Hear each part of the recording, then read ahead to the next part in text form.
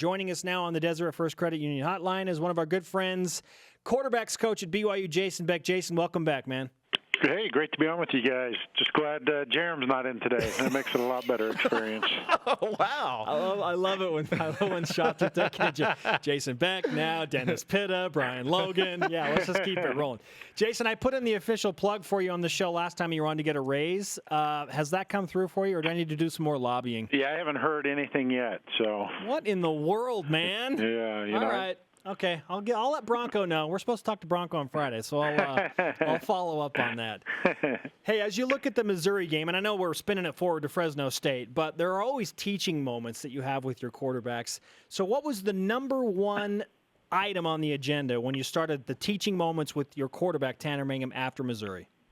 You know, the biggest thing we talked about was when we have those type of games is coming out decisive and coming out really sharp. I just felt as an offense and at the quarterback spot, we were just a little indecisive. We were a little hesitant, whether that was to see how we matched up with them or, you know, just kind of in a different venue, whatever it may be. But instead, we just got to come out firing, aggressive, and look to start fast right out of the gates and really bring the fight to those guys instead of kind of filling our way into it.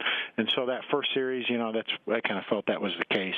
Missed a couple reads and throws that we could make to get an early, you know, first down conversion, move the chains, and get into a flow on offense. And it kind of took us a while to get going. So that was one. And then there's always the X's and O's and the reads and those things that we work on every week. But it was just more that mindset and that mentality of starting really hard and aggressive against a good opponent. Jason, I'm fascinated with the psychology of sports and how different players handle different situations. Specifically Tanner, but also these quarterbacks in general, how do they handle a loss? It's really hard. You know, it's really devastating. You put so much into it, and to be so close and have it escape is just, you know, it's heartbreaking for these guys. So after the game, you know, it's really somber. Everybody's just looking back over every little thing that could have been done differently to have changed the outcome. And so for me, I try to just break it down to, hey, we got to focus on the things we can learn from, make those corrections to be a better player going forward. But it you know, and then when you get back to work on Monday's practice, the guys still kind of have that hangover effect of being devastated by that loss, and you got to try to get it out of them and just get back to work and focus on the next opponent. But, yeah, these guys, I mean, they take it really hard because they put a lot into it, and so it hurts when you lose.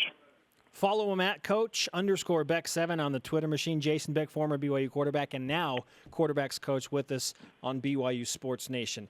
We've been talking about depth today, Jason, and I look at BYU 7-3, the number of injuries and suspensions that the Cougars have gone through, and I can't use depth as this excuse or this crutch. I think BYU doesn't get enough props right now for the depth that they do have on the field. I think the teams that don't have depth aren't 7-3. How do you see that scenario? You know, it is, you know, this is my third year here. I'd say our depth is better than it was my first year. Because if we lost some key guys, it hurt us more.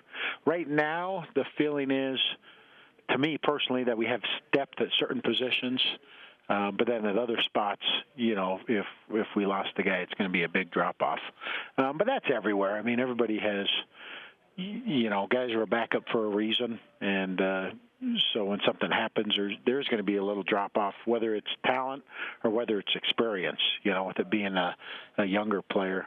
You know, when you look at the quarterback spot, obviously Taysom was very talented, but he was also experienced. And so when Tanner got in there, he is also very talented, which is a great thing for us. But it's the experience that has been more of the learning curve this season than if Taysom was healthy. So, you know, it's a little bit of both. I think it's a positive that we have some good quality backup players that, they've got their opportunity to play. They've stepped up. They've performed well, and you've seen that this season with the success we've had. But at the same time,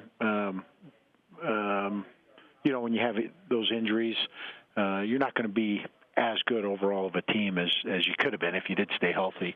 And oftentimes the teams that make the run at the championships stay healthy. The guy at Missouri was kind of telling me that when I was talking with him. He felt really the only difference between the SEC East champions the last 2 years and the losses they've had this year is they've stayed healthy those first couple of years, and they've had more injuries this year. Not just specifically because of what happened this year, but in general because of the physicality of this game. At the quarterback position, is it almost a necessity that you need to have two starters in order to be successful? Well, chances are you're always that one play away. And when you look across college football or the NFL, there's a lot of the backups that are playing because you're just one snap away from that being the situation. So that's always best. It's always a much better situation if you have a couple, 2, 3 really talented players. But you just hope you're fortunate and your best guys stay healthy and can play and do well. Jason Beck with us on BYU Sports Nation. Without knowing the future for Taysom Hill, what kind of legacy and lasting impression will he leave with you at BYU? For me, Taysom, every game we lined up and played, he was the best player on the field. I mean, he was just a special player that doesn't come around too often with his skill set. BYU hasn't had a guy like that in quite a while. Playing quarterback. And so to me, he's a very unique player, a very special player, a guy that doesn't come around too often. And, it's great coaching him. Still hoping there's a chance he'll be back next year. And we'll see what happens with that. But the other part was just his leadership and kind of his presence and impact on our team. He's just a natural just leader. Guys really believe in him, follow him. He's always, carrying himself with great confidence that he'll get the job done. And that was a big learning curve for us last year when he went down. We felt capable with Stu coming in, but from a leadership perspective, our team wasn't ready for that adjustment, and it took us a while for everybody to step up as a program to fill that void that was left just from his leadership and kind of his presence and impact on the team. You've gone through senior day both as a player and as a coach. How emotional of a day is it as both? It is really emotional. You try to just put it away and not worry about it until it's that, the time after the game. But there's no way to keep from reflecting, as you take the field and at times during the game that this is the last time, you'll be playing in front of the fans at BYU in LaVell Edwards Stadium. That's it.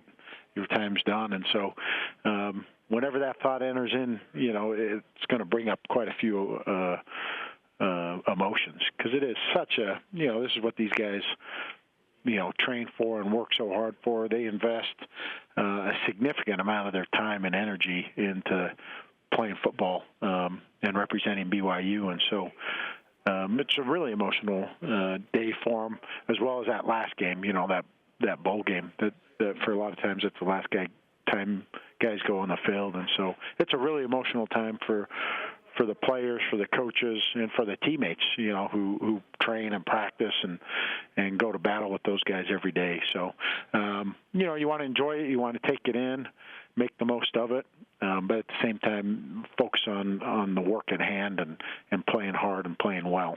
Jason, do you know where your senior blanket is right this very second? I could not tell you. I did for a few years over there. We kept it around, and then I haven't seen it in a few years, so I have no idea. Okay. See, I've got to assume that's like the perfect nap blanket. The one side of it's really comfortable, but it's awkwardly small. So, if I have a blanket, I at least want to cover, big enough to cover most of of myself. But Sure. not the case with that one. Maybe for the kids right now, right? Yeah, exactly. Just lay it out and let them roll around. So. Hey, Bronco, can we get a not awkwardly small blanket?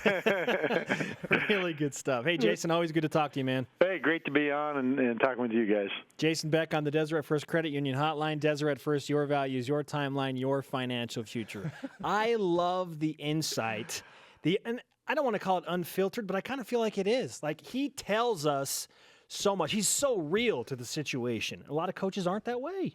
I thought it was great when he was talking about how he didn't use the word devastating, but I mean, I think you can kind of look at it that way, how these quarterbacks handle these losses. Anything that you prepare for, that you want so bad, and you put in the time and effort, when it doesn't go your way, that's deflating.